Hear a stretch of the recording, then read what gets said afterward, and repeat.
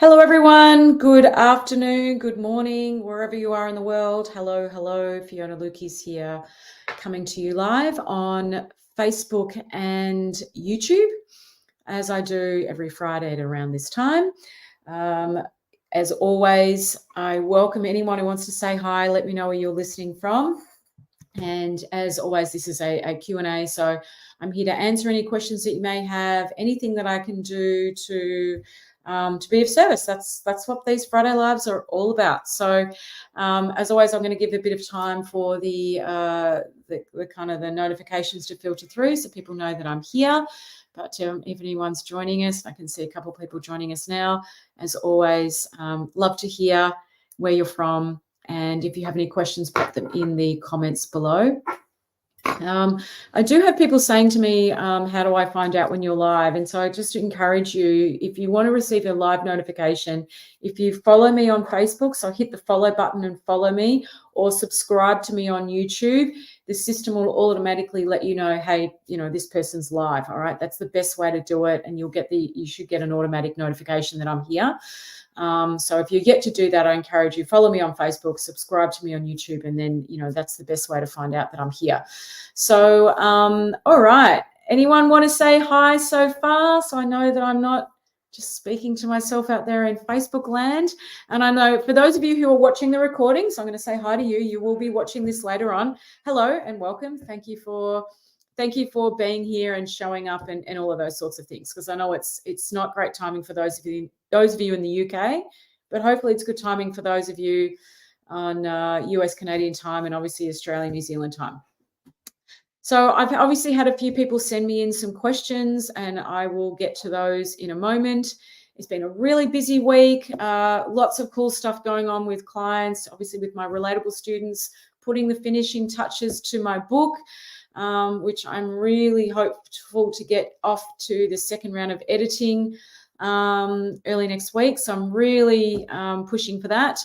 I will be in Broome next week. I'm traveling to Broome. I've never been to Broome, so I'm really looking forward to some warm weather. I just looked up the temperature in Broome. So for those of you who are not from Australia, I'm on the East Coast. Broome is on the West Coast. It's a lot warmer on the West Coast at this time of year than it is down on the Southeast where I am. So I just looked up the temperature, and it's going to be like 34 degrees every day next week, which is like, I think we're going to hit a high of 12 here today. So that's a massive difference. So I'm very much looking forward to being in some warm weather and getting out of these my knitted jumpers. Someone said to me, oh, you love your knits the other day. And I went, I do. I've just got to say, I hate ironing with a passion. I just don't buy things that I need to iron. So that's why I have things like this that I can just throw on and throw off.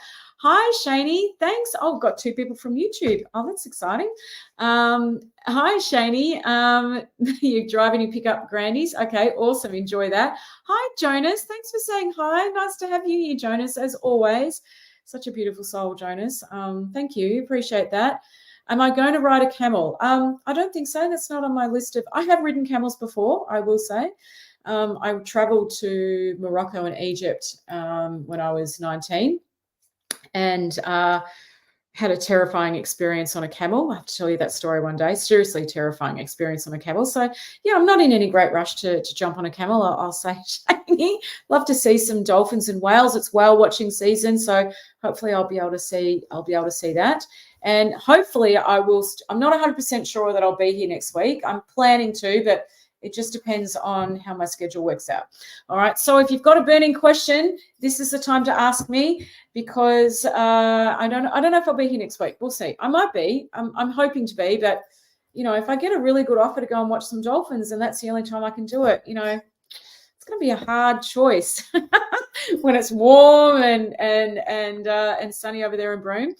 Okay, so just going to pull up some of the questions. As always, if you've just joined us, I can see a few more people have.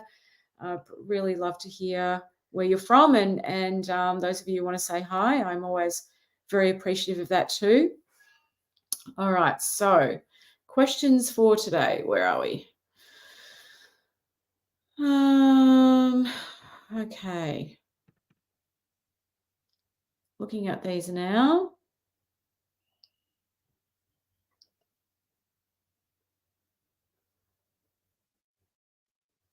All right. So I want to, there's a couple of things that I want to talk about. There's a couple of themes that have come up this week that I want to talk about.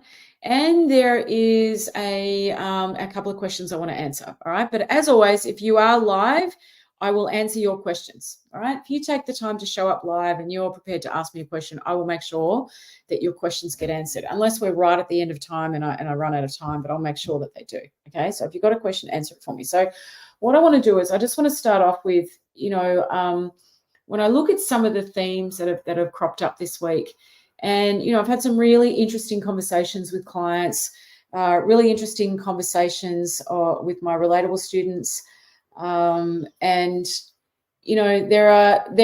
find that when there are themes around things, that means that there are a wider group of people that are perhaps struggling with the same issue.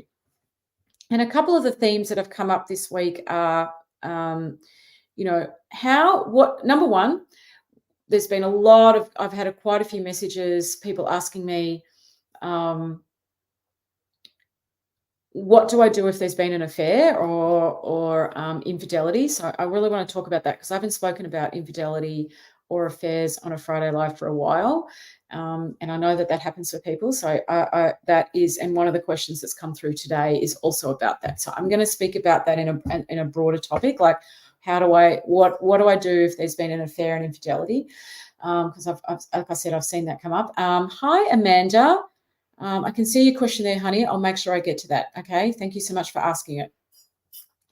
The other thing is that I've seen this week is people really feeling as though their self-worth is dependent upon someone else's behaviors, actions, or moods. Okay. That has come up quite a bit this week, that my self-worth or their self-worth is dependent upon someone else's actions, behaviors, or moods. And so what does that look like? So, and that's another question that I've just received. So I think what I'm going to do is just talk about these two topics as a whole, and that should cover off the questions that have been sent in. So the first thing that I want to deal with is, what do I do in terms of, or if it looks like, or if that resonates with you, that you can see that your well-being is dependent upon another person's actions, behaviors, or moods. Like, so something out here, you're like a puppet on the end of a string. So when someone's in a good frame of mind, you're in a good frame of mind. When someone's not in a good frame of mind, you're not in a good frame of mind. When someone is texting you and love bombing you and showing you that they love you, you're really excited by that. But when they disappear or they're quiet, you find yourself getting low. So it feels like you're a puppet on the end of a string. It's like a puppet on the end of an emotional string. Okay. And I see a lot of people in that situation. And, that's a really exhausting way to live your life. It really is, because, as soon as this thing out here changes, your mind speeds up. The thoughts begin. You start thinking, well, why have they done that? I mean, they did that last week. Last week, they were really happy to see me. Last week, we went on a date. Last week, we did this. But this week, now they're being cold. They're not speaking to me. Is it something that I did? Maybe I said something on that date. Maybe I came on too strong. Maybe like we go, boom, boom, boom, boom, right? And that mental load is actually what's causing the exhaustion. Okay? Because it's very exhausting when we're ruminating like that, and we're looking for all the reasons why. Okay? When we're doing that, it is one of the most exhausting thought patterns you can have. And often in a relationship, people get caught up in this cycle where it looks like their well-being is dependent upon someone else's actions, behaviors, thoughts. All right? And so in that cycle, the worst of us comes out, because we become fearful, we become worried, we become anxious. And, when people are fearful and worried, they either shut down and go that way, or they project out this way. And so that then creates this really challenging cycle. And so, of course, when we're in that cycle, everything we're trying to do is to change this thing so that we can be okay. It puts an awful lot of pressure on a relationship. Ideally, where we want to be, and it is possible, I really want you to know this, it's possible, very much so.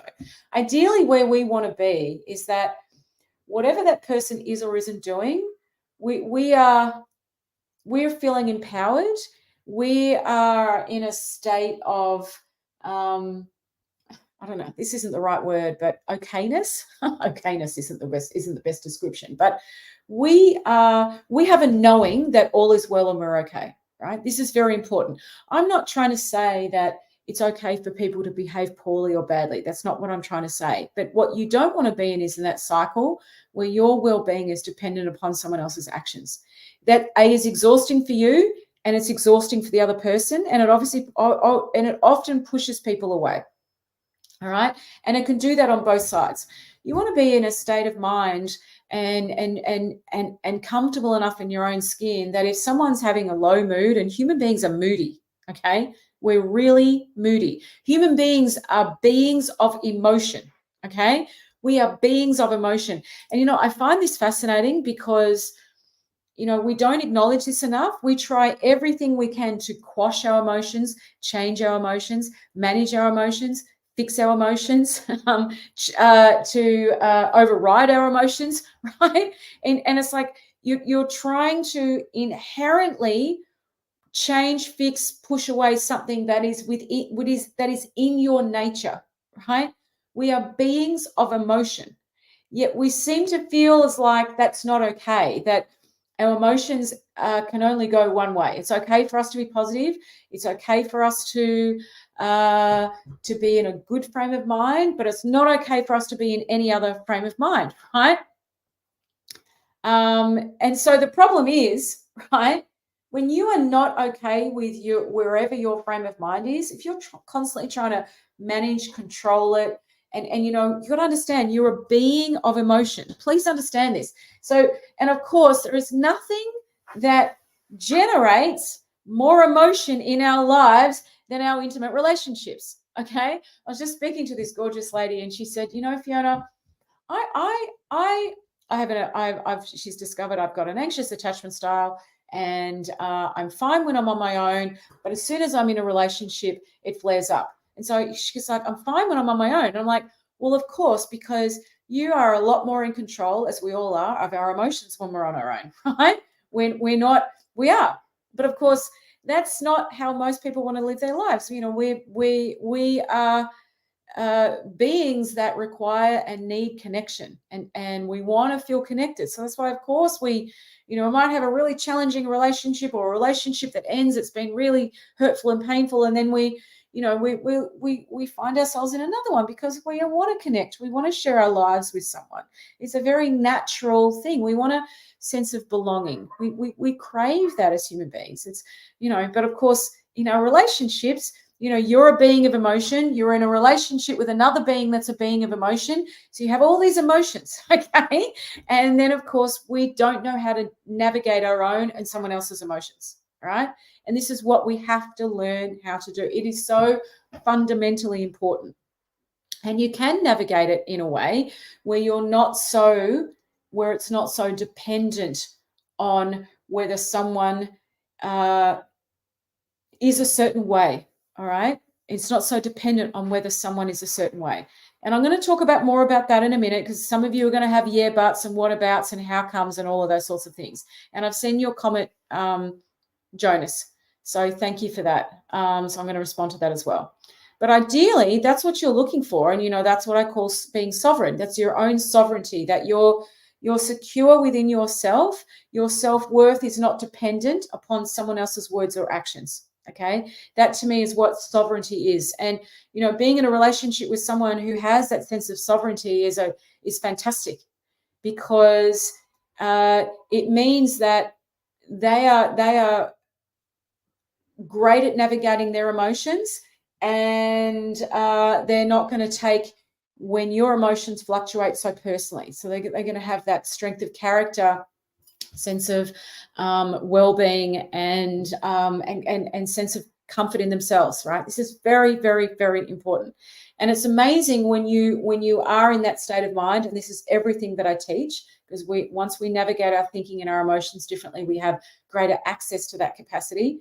What then the emotions that you generate, the energy that you generate with the people that you care about. So I really want you to know there are so many things in life that we see as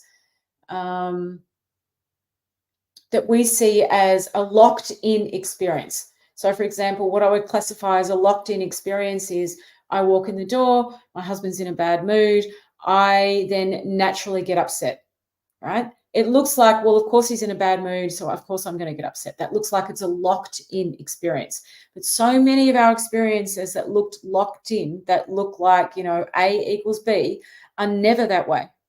Most of them are optional. The experiences that we generate are optional. Now, when you understand that, oh my goodness, it is so freeing. There is so much lightness that comes with that. You don't feel so like the puppet on the end of an emotional string. All right. And so it means that, someone else can have their own emotional process, so to speak, and you're not there kind of anxiously waiting, not knowing what to do. It's almost like people have their emotional process, you have your emotional process, and you come back to that point. And I was working with a couple this week, and she was kind of saying to me, it's so different, Fiona, the way my husband and I are navigating this with each other. I'm really not taking it as personally. I don't have the same amount of thinking about, when he gets upset or frustrated.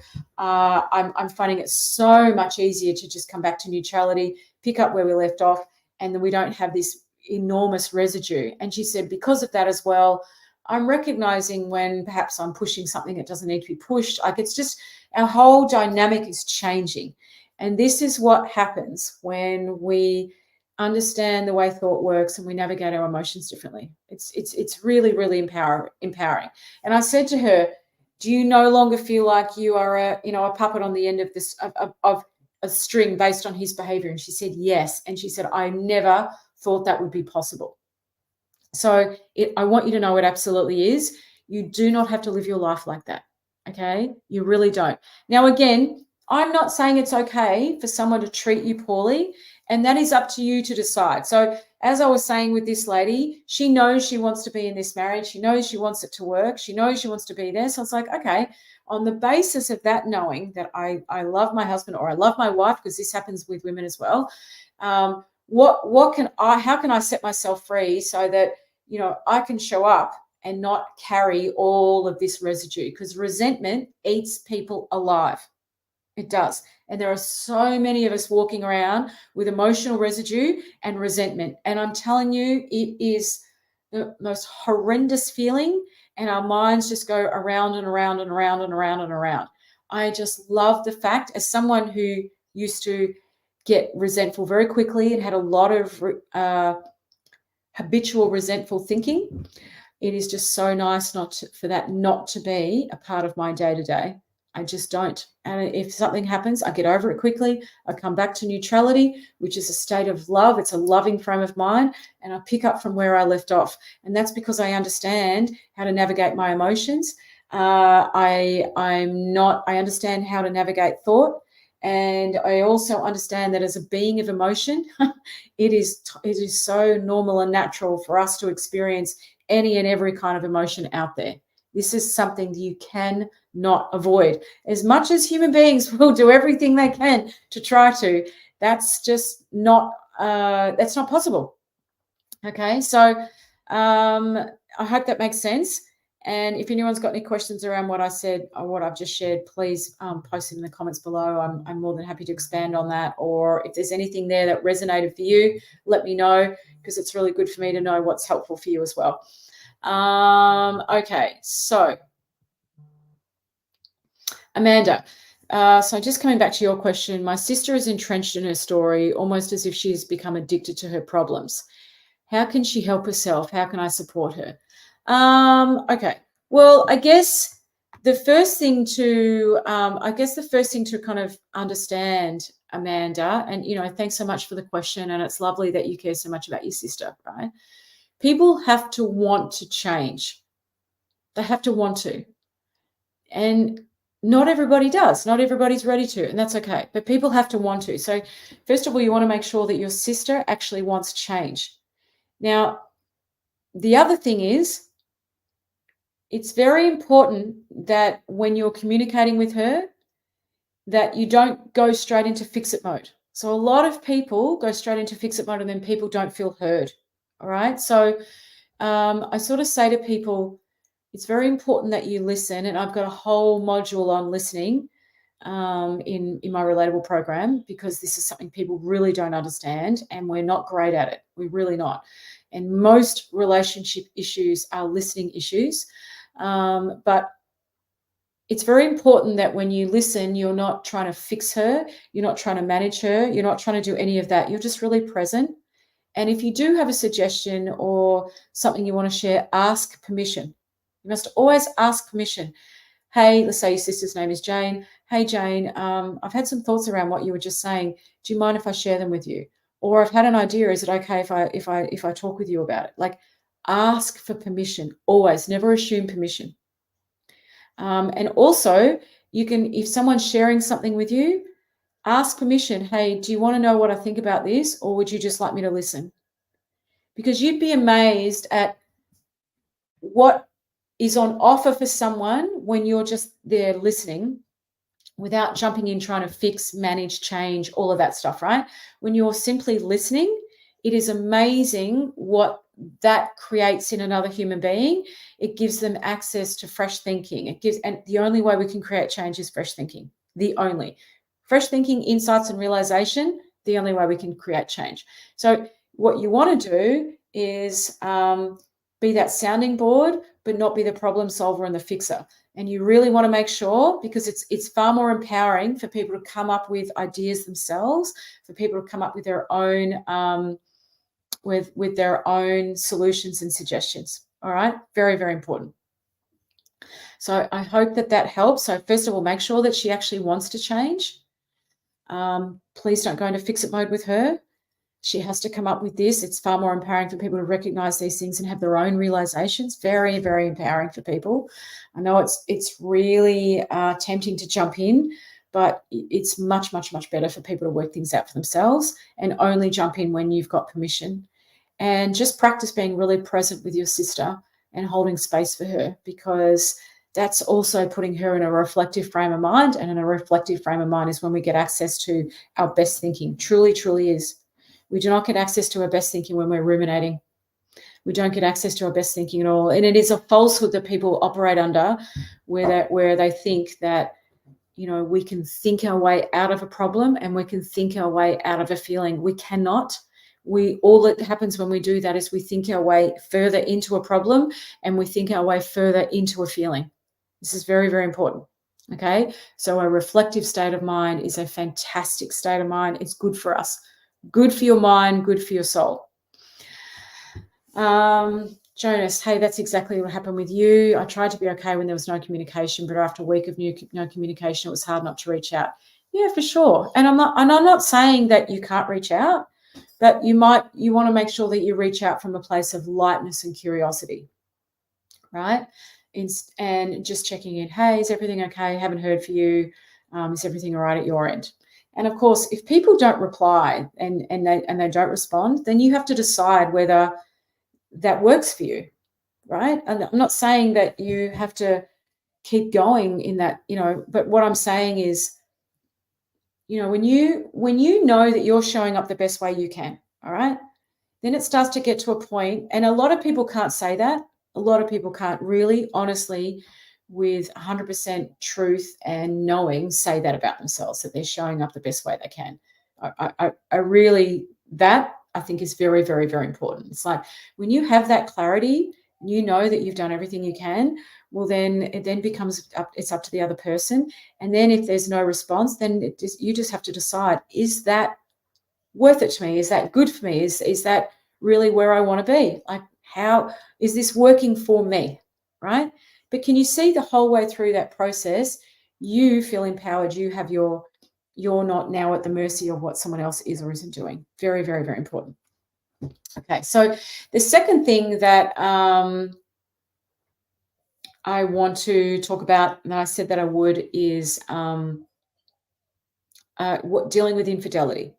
Okay, so there's been quite a few messages, DMs, emails of people saying, I found out about a friend's husband or my husband or my wife, or right, how do I handle that? So if you're dealing with something like that, and maybe it's not even infidelity, maybe you've caught your partner out in a lie of some sort, right? And you're feeling really bruised by that, and you're struggling to move past it. The first thing that has to happen is you've got to get the clarity that you still want to be in this relationship, all right? That you want to move past this. And you may not know that straight away. And it's okay for you to take some time to sit with that. Okay, you may find that, if you're in a situation where you've discovered that with your partner and they're begging you, going, I'm so sorry, I'll do anything I can. I realize now I've made the biggest mistake in my life. I really regret it, etc., right? If you're in that scenario, it is okay for you to slow down and take your time and say, I'm going to think about this. I don't know how I feel. You don't have to respond to that.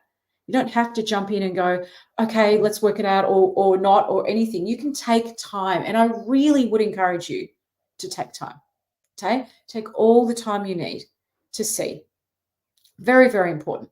If this is where you want to be, give yourself that time and space. Okay. Now, if you do decide that this is where you want to be, all right, or you decide you want to be there, but you're just not sure if you can move past that. But the first thing is, yes, this is where I want to be. Okay.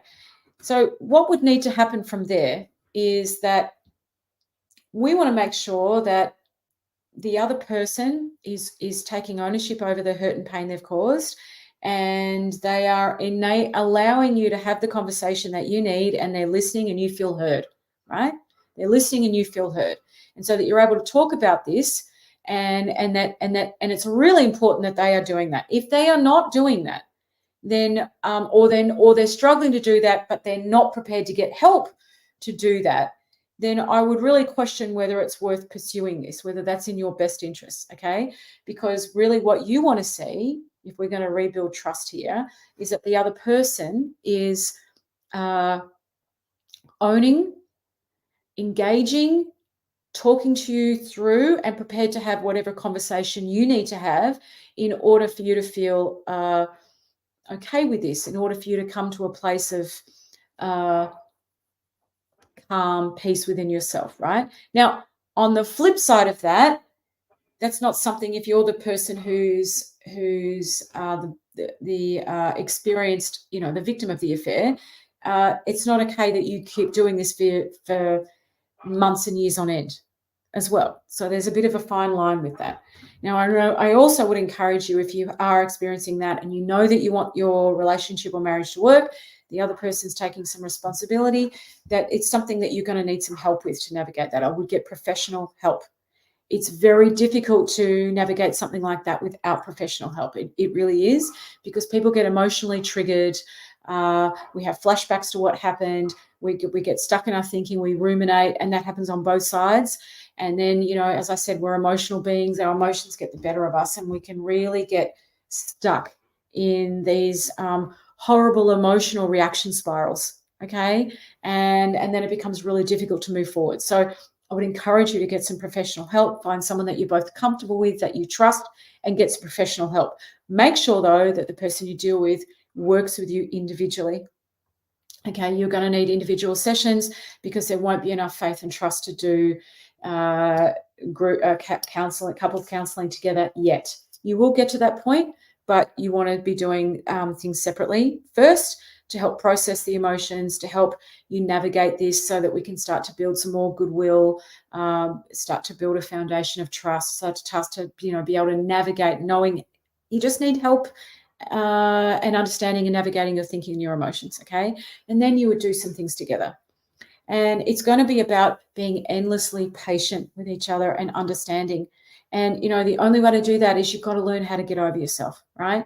Because it's going to take the party who has had the affair to get over themselves many times, and for you to be able to do that if you are the injured party in that process, okay? So it's entirely possible. I felt many people move through affairs who want their marriage to work, or where there's been a loss of trust or a break of trust. The process is still the same. But it is very, very important that you learn how to navigate your thinking and your emotions, because this is something that we don't do very well, okay? Because we are beings of emotion, right? And so it's the biggest thing that we struggle with. This is why I love the relationship space so much, because there is literally nowhere else in your life where you get the opportunity to navigate your emotions and learn how to do it other than through our relationships. Okay, but I really want you to know, if an affair has happened and you want to move forward, it is entirely possible. I help people with this, and you don't have to go back in and relive everything that happened in order to do that, because that can be very painful for people, and it's not necessary. But it is entirely possible. Sometimes an affair can be that line in the sand, the wake-up call that we need to kind of recreate a new normal for each other. And I've got many examples of where that's been the case. All right, just to reassure those of you out there, because there's many of you who've reached out to me about that. Okay. Roz. Hi, Roz. Hi, Fiona. In short, I've been making several attempts at connecting and forming some kind of a relationship with my ex-husband's girlfriend of 4 years who live with my kids. I know she has insecurities and thinks I'm a threat. The attempts I've made are just saying hi and trying to engage in basic conversation. I've extended the olive branch to see if she'd like to get to know each other, since we'll be in each other's lives. Every attempt I've made, she rejects. She recently said, hi, how's your arm? I can't see any more of this. So I'm just all I'm going to say is, if you're reaching out to someone, anyone, okay, so with Roz's comment here, if you're reaching out to someone and they're not in the space to engage, okay, for whatever reason, and I see this a lot with blended families, step parents, or, mothers of children who feel threatened by a step parent and vice versa, okay? See this all the time. It's very important that you not take this personally. Very, very, very important. And you're just patient and kind, and you don't push. Like, all we can ever do in life is show up, hold out an olive branch, put something out there. If the other person takes it or doesn't, that's up to them, right? So it's very important that you stay in your own emotional lane around something like that. You say hi. It comes back to my earlier point as well. If you're showing up the best way that you know that you can, and you can honestly say that, then it's really up to the other person. What they do with that is up to them. And, people have free will, so they're either going to engage or they're not. But don't allow whether they do or don't to take away from your own peace of mind. That's the part that's on you. That's the optional extra. And it's very important that you see that. All I can do is smile. Like, if I walk down the street and I smile at someone and they don't smile back, that's up to them, okay? And it's like, I don't walk down the street and smile at someone because I want something in return. I just walk down the street and smile, and, if someone smiles, great. If they don't, they don't. But you want to be able to show up with no agenda on this. It's really, really important, okay? I wouldn't give up saying hi. If she's there, say hi, be courteous, be polite, show your children what's example, and just don't worry about whether you get anything back. Do you know what I mean? Like, someone says hi, great. But see, if you're at a point where you're about to give up saying hi, that tells me that you're taking it personally, right? All we can ever do, I walk down the street and I'll say hi. If someone says hi, great. If they don't, they don't. That's okay. Like, that's up to them. But I'm just going to keep putting it out there. Does that make sense? Like, I'm just going to focus on what I'm creating. I'm just going to focus on what I'm generating. That's all I can do. What someone does or doesn't do is up to them, but I don't have to allow it to take away from my peace of mind. That's very important for all of you. I really need you to see this. This is a choice that you have. I know it looks like you haven't got that choice. And if you want to know more about that, that's everything that I teach in my 8-week program, Relatable. All right. Everything I teach is in that program. You can book a call with me to find out more about it here. I teach this understanding. People love it. It gives us this incredible sense of lightness, emotional freedom, and an ability to navigate life without feeling so overwhelmed by the actions or inactions of another person. All right. To me, that's what emotional freedom looks like. So anyway, I hope that helps everybody. I've got to fly as I have a session coming up, and I haven't had breakfast yet. I'm starving. So I hope this has been helpful. I'm not 100% sure if I'll be here next week because I am traveling to Broome. I'm traveling to Broome with my dear friend Anthony, who created this gecko. So Anthony and I are going to Broome. So I may be here. I'll let you know. I'm hoping I will be there. I've got it scheduled in my diary, but we'll see. Now, if you want to book a chat with me, I'll put the link below. If you want to find out more about my Relatable program, or that the work that I do with couples, or if you're on your own, individuals, and you want some help with something, let me know. You can book a chat with me here and find out more about that. If you have a question, please send it to hello@fionalukeis.com.au, and I will do my absolute best to answer it for you. I'm almost up to date with my questions, I think. So if you do send me a question, it should get answered next week. All right, everybody, I'm wishing you a fantastic Friday. Take care, and I will see you all next week. Thanks, everyone. Lots of love to you all. Ciao.